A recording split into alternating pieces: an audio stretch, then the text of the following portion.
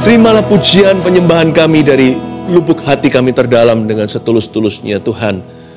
Berkati konsentrasi umat-Mu untuk terus mendengarkan firman Tuhan. Beri kami pengajaran yang memerdekakan. Dan jikalau anak manusia, anak Allah Yesus Kristus memerdekakan kita, kami sungguh-sungguh merdeka. Terima kasih Tuhan untuk berkat-Mu hari ini. Beri kami roti surgawi, bantu hamba-Mu, tutup bungkus kami semua dengan darah Yesus, sembunyikan hamba di balik salib-Mu. Dalam nama Yesus, amin. Hari ini saya mau sampaikan tentang fokus atau konsentrasi. Mari kita siapkan catatan, ambil Alkitab. Kita duduk manis di bawah kaki Kristus. Buka Yosua pasal 1. Berkat Musa kepada suku Israel tadi itu di halaman sebelumnya di Alkitab kita, itu di Ulangan 33, tapi besok saja. Yosua pasal pertama, bagaimana fokus? Masalah orang muda, orang tua itu sama hari-hari ini, itu susah untuk konsentrasi. Benar gak? Yosua pasal pertama, ya, sambil dibuka. Istilahnya apa hari-hari ini yang bahasa modernnya itu apa? Gagal fokus. Gagal fokus itu bisa fatal loh. Karena hidup ini pendek sekali. Jangan bilang kita ini hidupnya bisa 70-80 tahun, 90 bahkan. Itu pun sangat-sangat singkat. Nah, sangat mudah untuk waktu berlalu. Lalu kita sia-siakan kesempatan. Ada satu hal yang tidak ditebus Tuhan di Kalvari, namanya time. Kalau itu lewat, ya lewat. Kita tidak bisa kembali yesterday. Yesterday nggak akan bisa kita redeem. Kita tidak bisa tebus. Karena itu jangan sia-siakan. Ya, itulah sebabnya mandat yang Tuhan berikan dalam kehidupan Anda, purpose itu jangan hilang atau tujuan. Destiny itu perjalanan.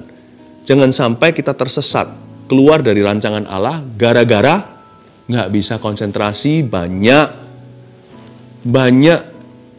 buang-buang waktu. Karena itu kita perlu membuat keputusan hari ini untuk fokus pada apa yang menjadi kehendak Allah dalam kehidupan kita. Pertanyaan kita mungkin bagaimana tahu itu kehendak Tuhan atau bukan? Mari kita baca dulu Yosua pasal pertama. Perintah Tuhan pada Yosua untuk merebut tanah Kanaan. Sesudah Musa hamba Tuhan itu mati, berfirmanlah Tuhan kepada Yosua bin Nun, abdi Musa itu demikian. Jadi ini ceritanya pas setelah lewat perkabungan seorang hamba Tuhan yang besar sekali di Israel. Israel kehilangan pemimpin yang luar biasa. Jadi, here was a nation leaderless. Disinilah satu negara tidak ada presidennya. Baru meninggal dunia. Ayat 2, ini kata-kata Tuhan. Tuhan berfirman, hambaku Musa telah mati. Sebab itu bersiaplah sekarang, seberangilah sungai Yordan ini, engkau dan seluruh bangsa ini, menuju negeri yang akan kuberikan kepada mereka, kepada orang Israel itu. Sebab tempat yang akan diinjak oleh telapak kakimu, kuberikan pada kamu, seperti yang telah kujanjikan kepada Musa. Tahu nggak? Tuhan kita itu bukan Allah yang basa-basi. Dia itu tak-tak. Bukan karena Tuhan itu tergesa-gesa. Tuhan juga ciptakan sabat untuk istirahat. Tapi menyia-nyiakan waktu dan kesempatan tidak pernah ada dalam rumus dan kamus Yesus Kristus. Immediately sesudah Musa mati, Tuhan langsung berfirman ke Yosua. Ceritanya di sini ini audible. Dan Tuhan berkata, kamu harus sekarang juga masuk dan pimpin bangsa itu untuk menuju negeri yang kuberi. Dan setiap kakimu menginjak ke satu teritori, tanah itu kuberikan kepadamu seperti yang telah kujanjikan kepada Musa yang telah mati itu. Bapak, Ibu, Saudara, I don't care how old we are. Saya tidak peduli usia kita berapa. Bagi Tuhan, satu hari itu 1000 tahun seperti satu hari. Jadi kalau kita bisa hidup 80 tahun, itu berarti kita hanya hidup 2 jam kira-kira. Kalau perbandingan dengan jam manusia.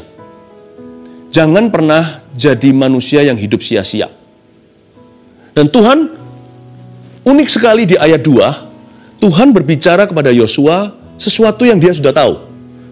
Tuhan bilang gini, Yosua, hambaku Musa telah mati. Nah pertanyaannya apa? Yosua nggak tahu kematian Musa itu heboh sekali. Perkabungan orang Yahudi lama banget. Dan Musa itu ditangisi, diratapi. Bagaimana tidak, dia yang memimpin di ronde pertama bangsa Israel keluar dari Mesir secara mulia. Lalu dia memimpin di babak kedua sebelum meninggal dunia, keliling putar-putar padang gurun 40 tahun itu. Kasih mereka makan mana, minum dari batu, keluar air segar. Waktu dia meninggal dunia, masa rahasia? Seluruh bangsa itu tahu Musa sudah tiada. Kematiannya pun sudah diumumkan. Dan Musa pun sudah memberitahukan. Dan sebelum meninggal dunia, Musa sudah turunkan berkat atas 12 suku Israel itu. Dia sudah serahkan warisan secara rohani tentunya. Kenapa Tuhan masih bilang begitu sama Yosua? Hambaku Musa telah mati. Bedakan ini. Segala kejadian di hidup kita itu, kalau sekedar kita tahu, itu hanya informasi belaka dan tidak ada kuasa. Ya aku tahu Tuhan itu baik. Ya aku tahu Tuhan bisa lakukan segala sesuatu. Ya aku tahulah dunia ini sedang gonjang-ganjing. Ya sekarang ekonomi lagi lesu. Itu pengetahuan. Tidak ada kuasa di dalamnya. Tapi ketika Tuhan yang mengucapkannya, berubah dari pengetahuan menjadi pewahyuan. Dan posisi Yosua yang mendengarkan firman Tuhan itu karena iman timbul dari pendengaran. Kalau tahu doang itu informasi, tidak berguna, hanya menambah pengetahuan. Tapi kalau dia terimanya dari Tuhannya, dari mulut Allahnya, manusia hidup bukan dari roti saja, tapi dari setiap kata yang keluar dari mulut Tuhan. Waktu dia dengar dari Tuhan, hambaku Musa telah mati, Yosua langsung berubah posisi. Sebelumnya dia hanya tahu itu sebagai pengetahuan atau informasi. Sekarang dia menerima authority. Waktu dia dengar firman itu dari mulut Tuhannya, Musa hambaku telah mati. Immediately dia menerima sebuah otoritas untuk berbuat sesuatu. Lalu turunlah perintah, turunlah mandat, pimpin bangsa Israel ke situ. Jangan jadi orang Kristen pengetahuan saja. Ya aku tahulah, nggak tahu ayatnya di mana, Alkitab pernah ngomong begini atau begitu. Cari wajah Tuhan saat teduh. Waktu kita buka halaman Alkitab ini dengan hati yang terbuka untuk mendengarkan suara Allah, mungkin kita pernah baca ayat-ayat tertentu, tetapi waktu kita membaca, sementara spirit kita terbuka, kita menerima pewahyuan. Padahal tadinya ini hanya pengetahuan, tapi menjadi pewahyuan dan pengurapan. Kita berubah posisi secara rohani, bisa melakukan sesuatu terhadap ayat-ayat itu. Tuhan ingin memberimu kuasa kehidupan, bukan sekedar pengetahuan. Jangan hanya baca berita, lihat koran, atau dengar desas-desus di sini dan sana. Tanya Tuhan, apa firman-Mu untukku hari ini? Apa yang hendak kau katakan ke dalam hidup saya dan keluarga saya? Tuhan, masa depanku, berbicaralah. Meskipun aku tidak tahu segala sesuatu, aku punya telinga untuk mendengarkan firman. Dan ketika aku dengar sesuatu dari mulut-Mu, mungkin aku ragu-ragu, ini aku atau Tuhan, ini suara hatiku sendiri, atau suara Roh Kudus, gak apa-apa. Tapi selama hatiku mencari, pasti ketemu. Mungkin awal mula ragu, dengan iman yang pas-pasan, Tuhan sanggup membuatmu maju. Pengetahuan itu tiba-tiba berubah menjadi pewahyuan. Tadinya kita hanya Kristen asal-asalan. Setelah kita sungguh-sungguh mencari wajah Tuhan dan mencari suara Tuhan untuk menemukan kehendak-Nya, tiba-tiba kita merasakan ada sebuah kuasa kehidupan yang Tuhan berikan. Kok dalam situasi-situasi tertentu, dalam kondisi-kondisi yang kita alami, saya dulu itu pasif sekali, sekarang bisa berbuat sesuatu. Sekarang rasanya tiba-tiba saya tahu saya harus berbuat apa? Sikap saya harus bagaimana? Tiba-tiba seperti ada kekuatan, entah dari mana. Padahal tadi waktu saya dengar suara Roh Kudus, saya masih mereka-reka. Kira-kira ini suara Allah atau suara saya? Tapi iman saya bertumbuh. Lalu mulai kita lihat terobosan demi terobosan. Koneksi-koneksi ilahi mulai terjadi. Kok bisa ya? Aku ini serba kebetulan. Sejak aku benar-benar mencari Tuhan dan kembali kepada jalannya. Ketika aku sungguh-sungguh untuk mencari wajah-Nya, kayak ada tuntunan gitu di hidupku. Aku selalu ditemukan di waktu yang pas dan tepat, ketemu dengan orang yang tepat, di di saat yang tepat, untuk tujuan yang tepat. Semua itu bukan kebetulan. Ketika rohmu menerima pewahyuan, bukan hanya otak menerima pengetahuan, something will happen in your life. You receive authority. Anda akan menerima otoritas. Dan tiba-tiba Anda bukan menjadi korban lagi kehidupan. Anda menjadi partnernya Tuhan, mitranya Tuhan, untuk berjalan dalam rencananya. Yosua mengalami something great di ayat 2. Ketika dia berkata, terima dari Tuhan, hambaku Musa telah mati. Bergetarlah dia. Okay Lord, what should I do? Apa yang harus kulakukan? Pergi, pimpinlah bangsa ini masuk ke tanah perjanjian. Seperti aku menyertai Musa, aku menyertaimu. Setiap tanah yang kau injak, kuberikan padamu. Wow! Seorang ex-slave. Yosua kan juga ada di situ zaman Musa memimpin bangsa Israel keluar dari Mesir. Dia ini termasuk para budak Firaun, berubah menjadi seorang jenderal iman. Tuhan mau mengadakan transformasi itu dalam hidupmu. Semua dimulai dengan saat teduh. Jangan remehkan itu. Gua udah tahu. Pengajaran Kristen tahu, dengar khotbah juga pernah. Tapi Tuhan mau beritahu yang mungkin Anda sudah tahu. Tapi waktu keluar dari mulut Tuhan, bukan kontennya yang perlu. Kontennya Anda sudah mengerti. Tapi sumbernya yang mengatakan itu mengurapimu. Jangan remehkan menerima satu pewahyuan yang Anda sudah tahu sebelumnya. Tapi kalau hari ini diberikan, itu fresh dari Tuhan. Itu mengandung urapan. Dan itu memberi otoritas kehidupan untuk Anda menjadi mitra Tuhan. Maka itu jadilah pelaku firman. Jangan hanya jadi pendengar saja. Amin. Ayat yang keempat. Dari padang gurun dan gunung Libanon yang sebelah sana itu, sampai ke sungai besar, yakni sungai Efrat, seluruh tanah orang Het, sampai ke laut besar di sebelah matahari terbenam. Matahari terbenam di sebelah mana? Sebelah barat. Semuanya itu akan menjadi daerahmu. Ayat 4 biasanya kalau kita baca ayat, kita lalui aja. Karena ini geografi, nah semua orang sih tertarik. Apa itu Gunung Libanon lah, yang sebelah sana sampai sungai besar, sungai Efrat, tanah orang Het, laut besar, sebelah matahari terbenam. Kita hanya baca aja seperti tempat-tempat lokasi-lokasi. No. Tuhan mau kita dalam roh kita tahu secara spesifik bahwa kita pasti akan menang pada akhirnya. Catat ini nomor 1. Poin pertama, bagaimana fokus. Orang susah fokus kalau pikirannya pendek. Ya. Orang baru bisa fokus kalau dia bisa lihat visi ke depan itu jauh sampai penggenapan. Di dalam dunia Yesus beda dengan di dalam dunia. Di dalam dunia ini wait and see. Coba lihat seperti gimana pasar menunggu. Investor pun menanti. Ini dilepas atau enggak? Kalau lagi panik secara ekonomi, semua orang beli komoditas tertentu. Atau mereka amankan harta mereka dengan cara-cara yang dapat diprediksi atau ditebak di dunia ini. Kalau dalam kamus Yesus nggak ada wait and see. Iman tidak kenal lihat dulu. Iman itu tahu dulu. Karena itu tanpa visi liarlah rakyat kan? Dibutuhkan visi jangka panjang. Sekalipun kita nggak tahu anak tangganya bagaimana, karena itu semua tuntunan Tuhan, manusia hanya tahu kesusahan sehari untuk sehari. Kita nggak mengerti bagaimana Tuhan membimbing kita, yang pasti jangan pernah taruh Tuhan di dalam kotak. Karena Tuhan itu tiang api, tiang awan. Dia membuat hati kita berapi-api. Kok tahu kalau Yesus sedang berbicara kepada kita, memberi pewahyuan segar? Roh kita itu menyala. Lalu tiang awan, dia akan bergerak. Kadang-kadang dia berhenti. Dia akan tuntun kita dari satu tempat ke tempat berikutnya dalam rancangannya. Tetapi orang yang ikut Tuhan tidak mungkin dibuat buta. Musa nggak tahu gimana masuk ke sana, tapi Tuhan sudah beritahu tempat-tempat itu akan menjadi milik bangsa Israel. Taulah secara pasti, jangan kira-kira atau maybe. Jangan ya mungkin lah ya.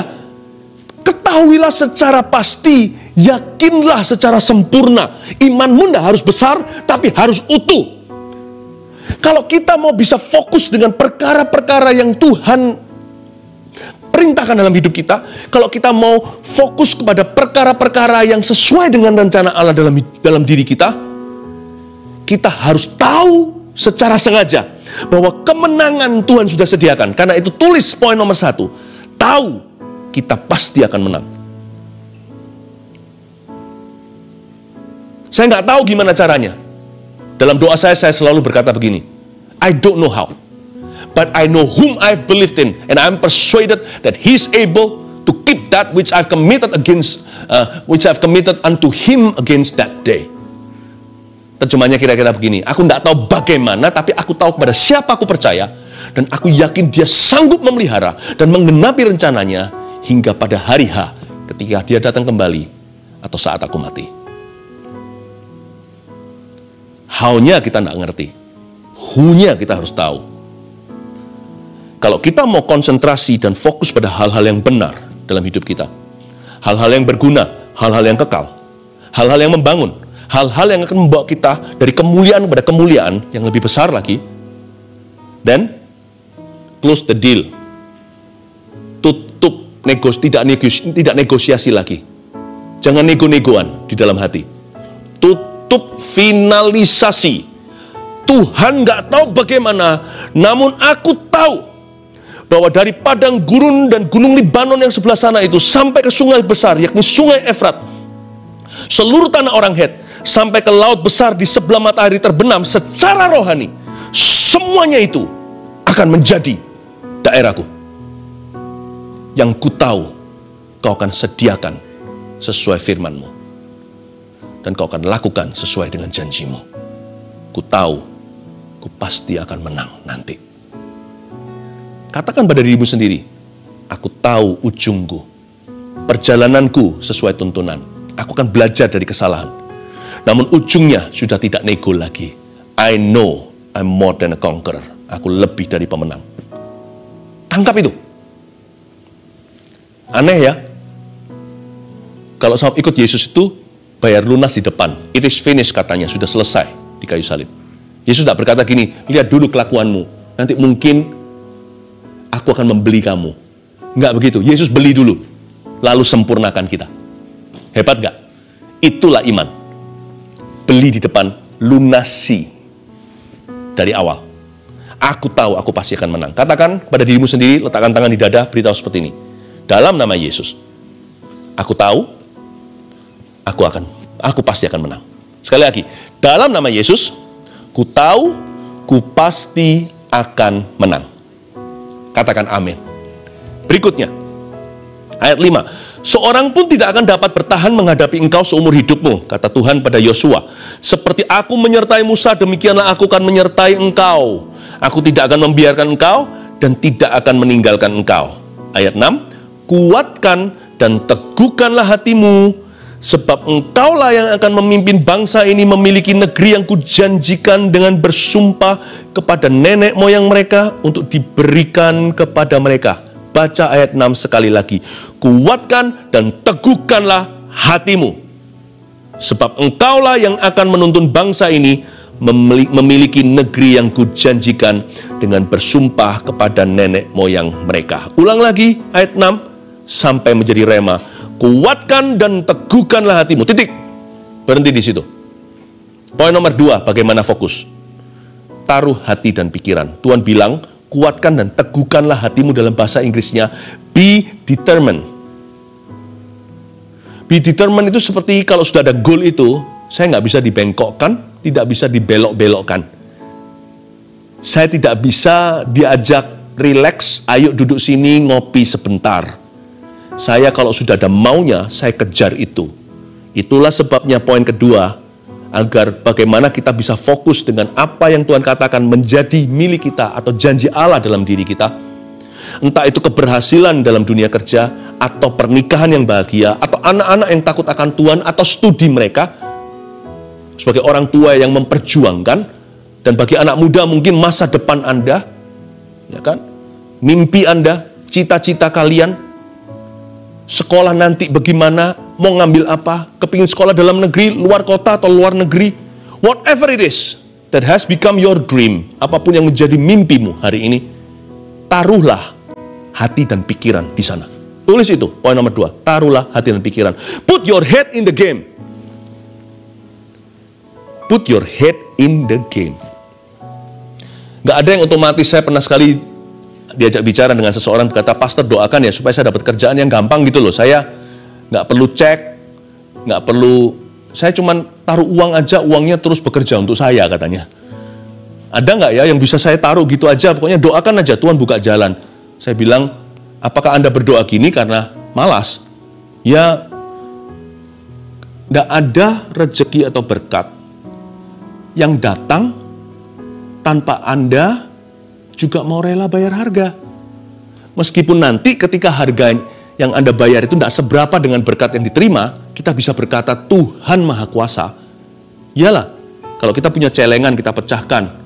Lalu nanti dari pecahan celengan tersebut, lalu kita kasih ke papa kita, dibelikan mobil yang mahal, itu bukan celenganmu yang membeli mobil itu anugerah. Tapi sang ayah mau Anda menabung, mau belajar untuk rasa memiliki juga, mau mengajarkan itu kepadamu. Nah, sama dengan Tuhan. Tuhan mau kita berupaya, bukan karena jerih payah kita lah yang mendatangkan berkat. Karena berkat Tuhanlah yang menjadikan kaya, susah payah tidak menambahinya. Tetapi Tuhan mau kita bayar harga. Doa seorang yang beralasan, apalagi yang malas, tidak akan didengar oleh Tuhan. Karena Tuhan tahu dia nggak serius. Saya bilang sama orang yang ngomong begitu sama saya berkata, doamu harus kamu ubah. Jangan minta sesuatu yang sifatnya gampang. Semua orang juga mau itu, seluruh dunia itu seperti kesebelasan, kejar satu bola. Lalu Anda malas-malasan, orang lain yang dapat bola. Orang fasik mungkin yang diberkati, bukan Anda, karena Tuhan tidak pandang bulu. Siapa rajin, tangan itu yang mendatangkan kaya. Whatever you want to achieve, apapun yang Anda mau capai di hidup ini, kalau itu tinggi apalagi, harus taruh hati dan pikiran di situ. Heart and soul. Kejar itu. Fighting spiritnya mana? Anak muda juga sama. Kalau seorang cowok mau kejar seorang cewek, dia suka, udah waktunya lah untuk dia punya pacar. Nggak boleh cepat menyerah, bukan? Masa suruh perempuannya yang kejar dia? Apalagi kalau laki-laki sebagai kepala keluarga suatu hari kan harus take inisiatif juga. Fighting spiritnya mana? Anak-anak muda sekarang harus punya fighting spirit. Untuk karirnya, untuk masa depannya. Orang-orang tua juga sama, taruh hati dan pikiran di sana. Put your head in the game. In the game. Jangan melamun ketika perlombaan tenis. Nanti bolanya lewat, di smash kita juga nggak kerasa. Ya, jangan lihat juga terus ke scoreboardnya. Ini udah berapa? Nanti kita lihat lagi, udah kalah. Kalau Anda main tenis dalam sebuah turnamen, kejuaraan, lupakan scoreboardnya. Fokus, put your head in the game. Lihat bola itu, jangan 1/1000 detik pun luput dari pandanganmu. Ada kesempatan smash dia. Kalau main di net, main di net. Kejar seperti seolah-olah hidupmu bergantung padanya. Taruhlah pikiran dan hatimu di sana. Tapi setelah engkau juara, katakan, wow, semua karena berkat dan anugerahnya. Tuhan bilang sama Yosua, kuatkan dan teguhkan hatimu bukan karena dia takut. Tuhan bilang sama Yosua, nanti kalau kamu masuk ke situ itu akan perang nak. Kamu harus tahan mental. Sekarang juga harus cukup mental. Aku menyertaimu seperti aku menyertai Musa. Namun kalau kamu cepat menyerah, takut untuk lelah, kamu tidak bisa menjadi pemimpin yang kupilih untuk memimpin bangsa ini. Harus orang yang bandel. Harus orang yang mentalnya banteng. Meskipun dia adalah domba Kristus. Taruh hati dan pikiran. Hari-hari ini ada banyak bisnis harus bangkit. Hari-hari ini ada banyak orang yang lesu ekonomi atau apa dan sebagainya. Persaingan itu akan semakin menjadi-jadi. Dan kemenangan bukan hanya bagi yang smart. Percayalah, kemenangan juga bagi orang-orang yang tekun. Apapun yang Anda kejar, bukan hanya ekonomi, termasuk hubungan. Kalau Anda mau hubungan Anda pulih, Anda harus kejar pemulihan. Taruh hati dan pikiran di sana. Investasi waktu, investasi doa. Jangan lupa bawa itu ke hadapan Tuhan saat teduh. Dan ketika keluar dari kamar doamu, kejar seolah-olah hidupmu bergantung padanya. Tuhan suruh kita punya fighting spirit. Yang terakhir, hanya kuatkanlah dan teguhkanlah hatimu dengan sungguh-sungguh. Ayat 7. Bertindaklah hati-hati sesuai dengan seluruh hukum yang telah diperintahkan kepadamu oleh hambaku Musa. Janganlah menyimpang ke kanan atau ke kiri supaya engkau beruntung kemanapun engkau pergi. Ayat 7, hanya kuatkan dan teguhkanlah hatimu, diulang lagi, dengan sungguh-sungguh. Lalu ditambahin, bertindaklah hati-hati. Bukan hanya kuatkan dan teguhkan, tapi hati-hati juga. Dan jangan menyimpang ke kanan dan ke kiri. Ada tambahan instruksi. Hati-hati dengan yang namanya distraction. Supaya kamu beruntung kemanapun kau pergi, jangan menyimpang kemana-mana. Bagaimana fokus? Satu, kita tahu kita pasti akan menang. Visi jangka panjang. Dua, taruh hati dan pikiran. Berani bayar harga. Ya. Tiga, tolak semua gangguan. Jangan menyimpang ke kiri atau ke kanan. Ada kata, hati-hati ya. Hati-hati ya hamba Tuhan. Hati-hati ya anak-anak Tuhan. Hati-hati. Tolak semua gangguan. Yang paling simpel aja. Yang ini sangat common atau umum sekali ya. Saya mendapati, mungkin pengamatan saya relatif atau tidak berlaku buat semua orang, entah. Tapi bagi saya secara pribadi itu sangat relevan sekali. Applicable. Kalau saya sedang di kantor, saya sedang memikirkan sesuatu dan sebagainya, saya dapati ya, ini sebuah eksperimentasi pribadi, kalau HP saya yang dipakai untuk kerja kan juga ada app-app yang lain, yang mungkin mungkin ada ya foto lah, sosial media dan sebagainya. Kalau saya biarkan dia menghadap ke atas, lalu nyala terangnya gitu, itu saya kurang brilian dalam memikirkan. Saya temukan, entah kalian gimana, pernah nggak merasakan gitu? Saya balik. Tiba-tiba ide bermunculan. Nggak salahin handphone sih, salahin saya. Saya ngerti apa yang mengganggu saya. Saya masukkan ke tas saya, tas kerja saya singkirkan. Tapi saya nggak matikan, mungkin kalau keluarga perlu cari saya nggak matikan. Tapi ketika saya tutup itu dan jauh, tiba-tiba selesai banyak kerjaan. Simple aja. Kadang-kadang kita juga nggak boleh terlalu kecanduan dengan apps-apps tertentu. Meskipun itu nggak apa-apa sih, oke-oke aja. Tapi saya perhatikan kita bisa jadi orang yang di dunia sendiri. Lalu susah untuk connect gitu. Nah, kesempatan-kesempatan ketika tiba bisa mudah berlalu kalau kita tidak hati-hati, kita sedang bengong sendiri. Jadi ini bukan masalah right or wrong atau dosa. Segala sesuatu halal bagiku, tapi tidak semua berguna, kata Paulus. Semuanya bisa oke-oke aja, nggak semuanya itu selalu perkara tentang dosa atau bukan. Tetapi ada hal-hal tertentu itu yang mengganggu. Karena itu tolaklah semua gangguan. Beberapa gangguan lagi yang saya bisa sebutkan sekarang di luar kepala, katakanlah perkataan orang yang tidak sesuai dengan firman. Ngapain dipikirin? Mikirin terus orang ngomong apa, tetangga ngomong apa. Malah kita nggak bisa melihat ke jalan raya, malah perhatiannya ke selokan. Tapi yang pasti ya, sesuai firman Tuhan, tanggalkan semua beban dan dosa yang merintangi. Dosa itu sangat merintangi. Kalau kita mau pernikahan yang bahagia, kalau kita mau karir yang sungguh-sungguh menonjol, hati-hati hindari a career ending sin, atau dosa yang pasti selalu mengakhiri karir seseorang. Dosa apa? Dosa perselingkuhan contohnya, atau perzinahan. Ya. Presiden pun turun gara-gara itu. Tak terkecuali hamba-hamba Tuhan, orang-orang Kristen juga. Jadi, tolaklah semua gangguan. Tuhan bilang sama Yosua, aku tidak memanggilmu jadi jenderal sehari atau menjadi pemenang sementara. Aku mau kamu menjadi lebih dari pemenang, berarti menangnya itu langganan dan terus-menerus sampai Tuhan datang. Tolaklah semua gangguan. Ayat 8, janganlah engkau lupa memperkatakan kitab Tauratku ini, tetapi renungkanlah itu siang dan malam supaya engkau bertindak hati-hati sesuai dengan segala yang tertulis di dalamnya. Sebab dengan demikian perjalananmu akan berhasil dan engkau akan beruntung.